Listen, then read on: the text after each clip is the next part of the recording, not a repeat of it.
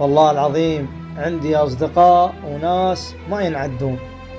خوش حكي، قسم واقف لهم أنا ومساندهم، وقسم أكو بيها لا واقف لها ولا هاي وسألت عني وذكروني، وأكو بيهم لا واقف لهم وقفات ما يعلم بها إلا الله سبحانه وتعالى. وما أقول أن عيب عليه أحكي، بس أنا صبت يعني إصابة بسيطة. ليش البعض ما سألوا علي؟ شنو السبب؟ أنا ما مأذي واحد ولا جارح لواحد بحكاية، أنا وفاي ويا الناس أوفي. خوش والله أكو ناس ما وفت وياي وأنا وافي لها واقف لها. ليش؟ واكو ناس ما واقف لها وقفت وياي. ليش؟ ما أنا عتبي على الناس وأصدقائي وأقاربي، البعض أعتب على البعض، أنا ما أعتب على الكل. ليش؟ شنو السبب؟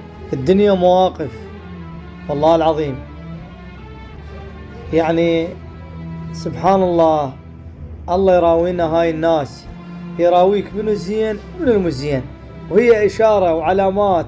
الإنسان يتعرض إلى مواقف، إلى صدمات، إلى نكبات، إلى مرض، إلى موت، إلى حزين، تطيح مثلا بإصابة بسيطة كبيرة. بس هنا الموقف يتبين لك الناس معدنها الحقيقي، يبين لك من الوفي من اللي ما يوفي. هي هاي الدنيا. خوش اكو بيهم مو فويانه واكو بيهم ما وفويانه، وتعبنا عليهم تعب وتحسفناه. حاليا هسه تحسفناه والله العظيم. هاي الدنيا تراويك من الزين ومن المزين. واليوم هاي الدنيا اخذ وعطى. انت هم جنب مني اسأل علي، اذكرني، شوفني ايش بيه ما بيه، محتاج ما محتاج. ان شاء الله انا ما احتاج، بس الله سبحانه وتعالى.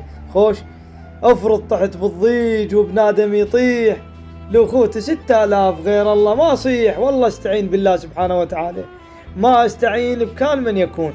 واللي يسأل عليه خليه هنا على راسي، واللي ما يسأل عليه هم عذرنا لوجه الله تعالى، لأن كل إنسان يمر بموقف.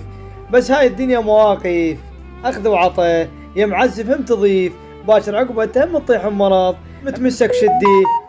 خوش فأنت خليها حلوة، ازرع طيب، لا تزرع حقد وتكبر وأنانية.